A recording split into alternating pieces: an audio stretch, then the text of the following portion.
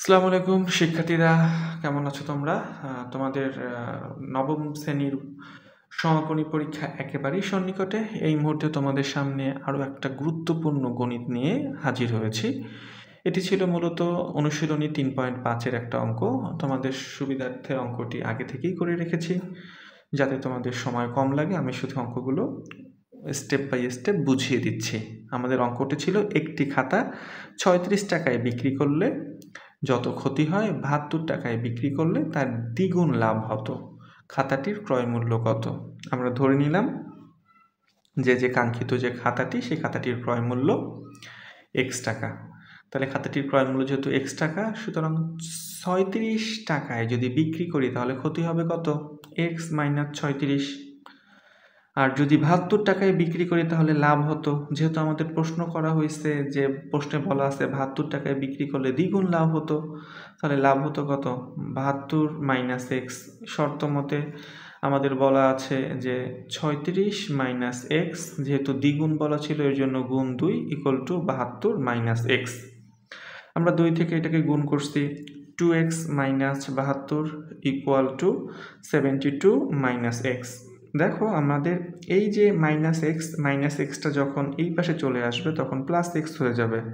Minus 72 যখন এই সাইডে চলে আসবে তখন প্লাস 72 হয়ে যাবে। 72 প্লাস 72 ইকুয়াল টু 144।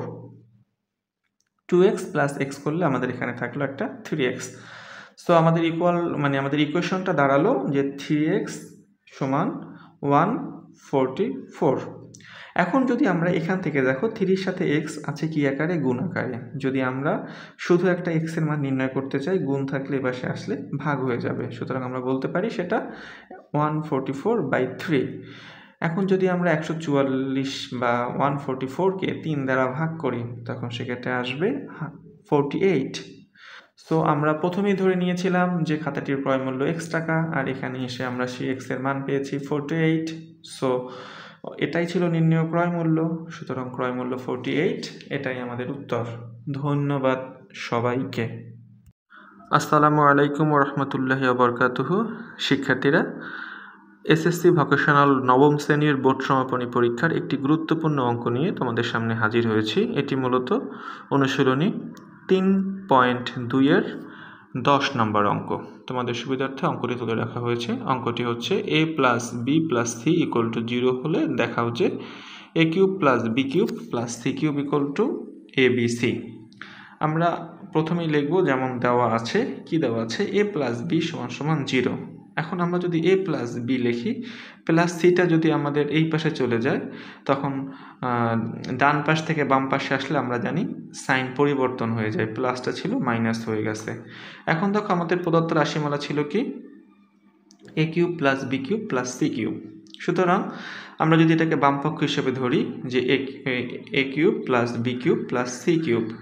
এখানে দেখো a প্লাস বি কিউবের একটা সূত্র যায়। সূত্রটা কি? a plus b whole cube minus 3ab into a plus b plus c cube.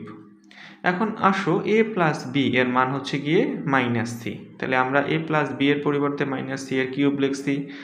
a plus B এর পরিবর্তে আবার লিখতে পারি মাইনাস সি, আর সি কিউবের নিচে আমরা সি কিউব তো রেখেই দিলাম।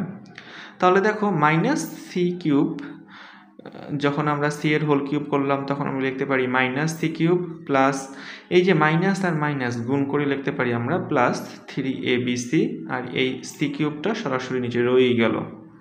তাহলে দেখো এই প্লাস সি কিউব আর এই মাইনাস সি কিউব আমরা চাইলে প্লাস মাইনাস বাদ দিয়ে দিতে পারি। তাহলে থাকলো কি? a প্লাস 3ab এবং সি। তার মানে আমাকে প্রমাণ করতে বলেছে 3abc। যেহেতু আমাদেরকে প্রমাণ করতে বলেছে a cube plus b cube plus c cube, সুতরাং আমরা এই যে লেফট সাইড সমান সমান রাইট সাইড পেয়ে গেছি। এটাই আমাকে দেখাতে বলছে। ধন্যবাদ।